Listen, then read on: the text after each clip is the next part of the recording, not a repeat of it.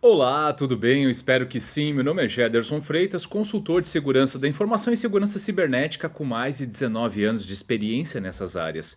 E hoje, dia 11 de julho, eu selecionei os seguintes destaques para o Notícias do Mundo de Segurança da Informação. 93% dos funcionários inserem dados em IA sem aprovação.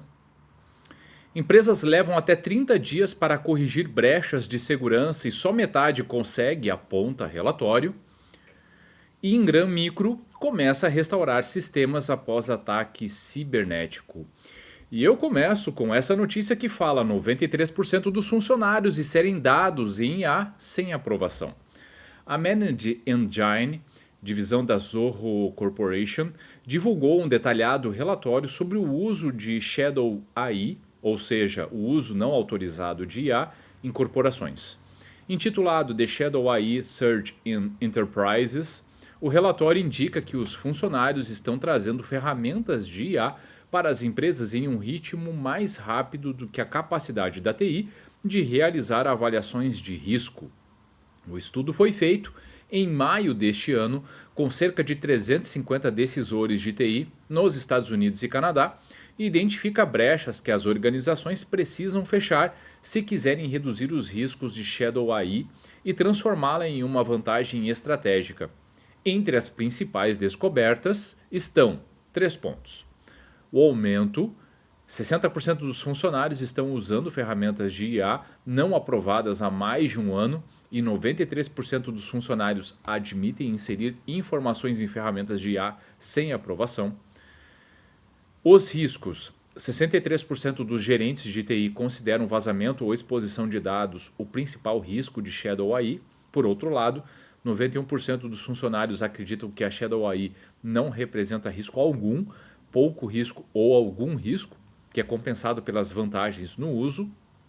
E por fim, as vantagens. Resumir notas ou conversas de telefone, 55%. Fazer brainstorming, 55%. E analisar dados ou relatórios, 47%, são as principais tarefas que os funcionários realizam com a IA paralela. Ferramentas de texto com IA generativa, 73%. Ferramentas de escrita com IA, 60%. Assistente de código, 59%.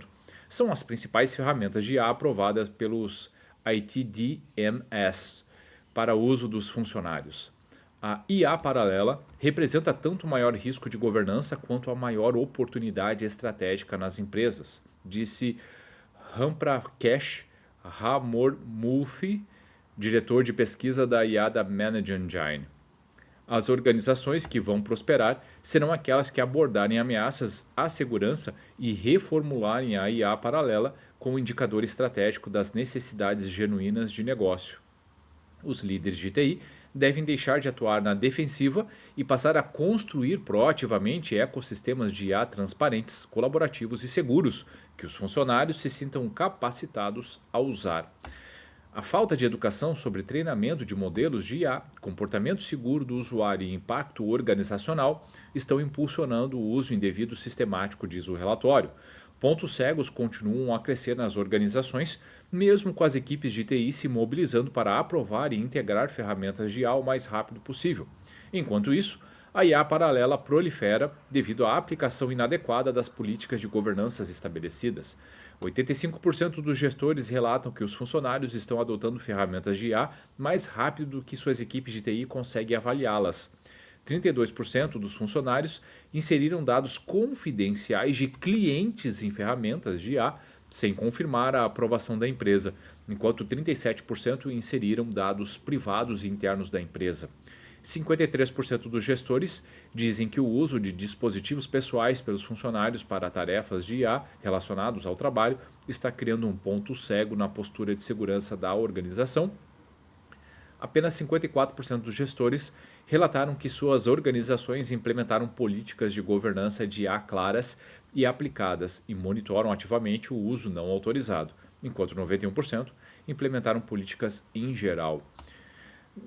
Pessoal, essa notícia é bastante importante porque, mas foi feito com a pesquisa com funcionários do Canadá e dos Estados Unidos, não reflete a nossa realidade. Reflete sim. Digo mais para vocês. Todas, 100% das empresas, mesmo órgãos públicos, estão usando IA generativa, sim. O ponto é que se nós continuarmos postergando a definição de diretrizes, a educação, né, a conscientização dos colaboradores, obviamente estamos incorrendo em riscos muito grandes. Essa matéria aponta, na verdade, aborda um ponto muito importante que é dados sensíveis, muitas vezes, em grande parte das empresas, está sendo utilizado em IA generativa, por exemplo, para tomada de decisão de uma maneira indiscriminada e sem qualquer política, sem qualquer análise de risco relacionada a isso. Ou seja, os dados da empresa podem ser usados livremente no futuro ou podem já estar sendo, de repente, né, alvo de vazamento, de aproveitamento por criminosos. Olhem o risco. Então é muito importante que a gente acelere não só medidas de conscientização, mas também possibilitando, que a matéria aborda isso de certa maneira, quais são os usos, como fazer o melhor uso, como a empresa pode apoiar os colaboradores no uso desse tipo de recurso. Empresas levam até 30 dias para corrigir brechas de segurança e só metade consegue, aponta relatório. A nova edição do Data Breach Investigations Report 2025, elaborado pela Verizon com colaboração de gigantes da cibersegurança, incluindo a brasileira Pura Cyber Intelligence, revela que apenas 54% das vulnerabilidades reportadas foram efetivamente corrigidas pelas empresas no último ano, com prazo médio de 32 dias para remediação. Tempo suficiente, segundo especialistas, para que criminosos explorem as brechas e comprometam redes corporativas. O estudo, lançado globalmente, analisou 22.052 incidentes de segurança entre novembro de 2023 e outubro de 2024. Desses, 12.195 resultaram em violações de dados confirmadas, o maior número já registrado na história do relatório. O relatório é um dos diagnósticos mais importantes sobre o comportamento do cybercrime no mundo. Nossa participação há 7 anos consecutivos reflete o compromisso em gerar influência, inteligência útil, etc, etc. O relatório identifica 3 vetores principais de risco: o uso de inteligência artificial por cybercriminosos, falhas humanas e vulnerabilidades em dispositivos de borda, como VPNs. Equipamentos de borda representam 22% das falhas exploradas, frente a 3% no ano anterior, evidenciando o foco dos atacantes em pontos negligenciados da infraestrutura. Entre os fatores humanos, o estudo mostra que 60% das violações envolvem erro ou negligência de usuários. A reutilização ou compartilhamento de senhas, principalmente em ambientes externos ou por terceiros, aparece como causa comum. A presença de parceiros em 30% dos incidentes, o dobro do período anterior, também eleva o risco, segundo o relatório. Galera, eu quero, na verdade, eu vou parar a leitura por aqui, como habitualmente faço no primeiro comentário desse vídeo, eu compartilho o link das 3 matérias, mas o grande ponto aqui é o seguinte: é sabido que entre a divulgação de uma vulnerabilidade e o começo de tentativa de exploração por criminosos é uma questão, assim, sendo pessimista, tá? De 1-2 dias. Muitos casos são nos minutos seguintes à divulgação. Se estamos levando 30 dias para corrigir as brechas de segurança e só metade das empresas consegue dentro desse período, significa dizer que a gente está, obviamente, muito exposto. O que eu aqui fortemente sugiro, e aqui é só realmente a minha ideia disso, é preciso analisar criticamente quais são os ativos mais importantes, aqueles que têm maior superfície de ataque, portanto, aqueles, por exemplo, que estão publicados. E esse prazo não pode ser de 30 dias, em hipótese alguma. Ele precisa ser rápido, ele precisa ser muito breve. Então, nós precisamos, enquanto especialistas em segurança, enquanto consultores, enquanto tomadores de decisão, olhar para a superfície de ataque e ter uma estratégia adequada a ela. Eu não preciso, obviamente, fazer a correção de todo o ambiente, aplicar patches, seja lá o que for, em 1-2 dias para todo o ambiente. Não é isso. Até porque, muitas vezes, isso é infactível do ponto de vista operacional. Agora, ser capaz de endereçar as vulnerabilidades naqueles sistemas e serviços mais críticos publicados, precisamos ser. Se a matéria, e ela não deixa isso claro, tá? Esse ponto é importante ser enfatizado. Se isso aqui é uma média, se é para todo o ambiente, ou se é... Agora o número assusta, assusta, com certeza assusta. Como que você está, essa é a pergunta, como que você está lidando com gestão de vulnerabilidades? Qual o seu SLA? Principalmente para os ativos mais críticos e com maior superfície de ataque. Se você está como nessa pesquisa, levando 30 dias ou mais para corrigir suas vulnerabilidades, entenda, você pode ser o próximo alvo em que o criminoso em 2 dias conseguirá explorar. E na última matéria de hoje, Ingram Micro começa a restaurar sistemas após ataque cibernético. A Ingram Micro começou a restaurar seus sistemas de operações após sofrer um ataque de ransomware, do ransomware SafePay, que causou a interrupção global antes do feriado de 4 de julho.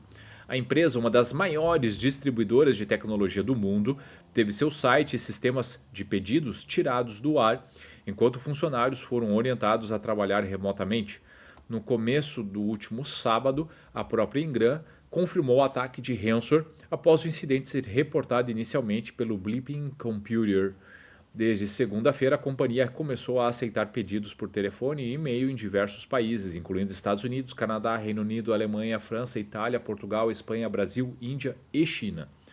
A empresa também confirmou que pedidos de assinatura, como renovações e modificações, estão sendo processados de forma centralizada.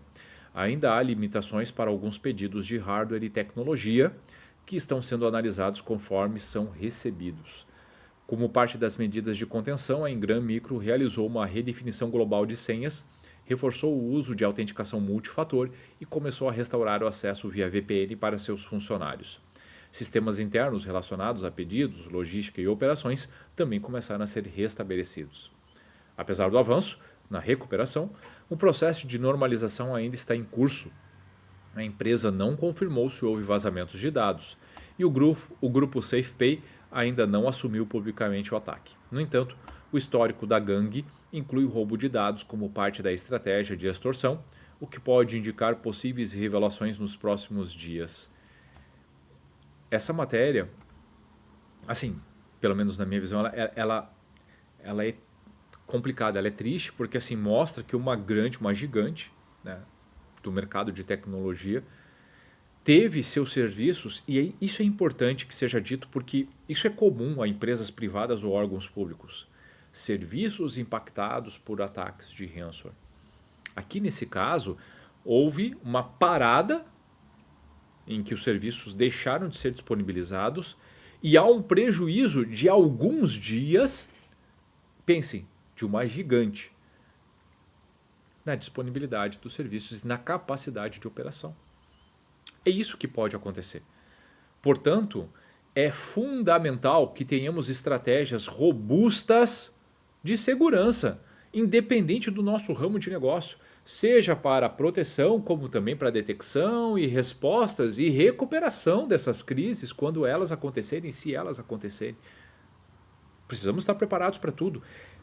Se você quer saber se você tem um nível adequado de maturidade de segurança, é quando você leva em consideração todos esses aspectos. Não é o quanto você é capaz de investir em ferramentas de proteção.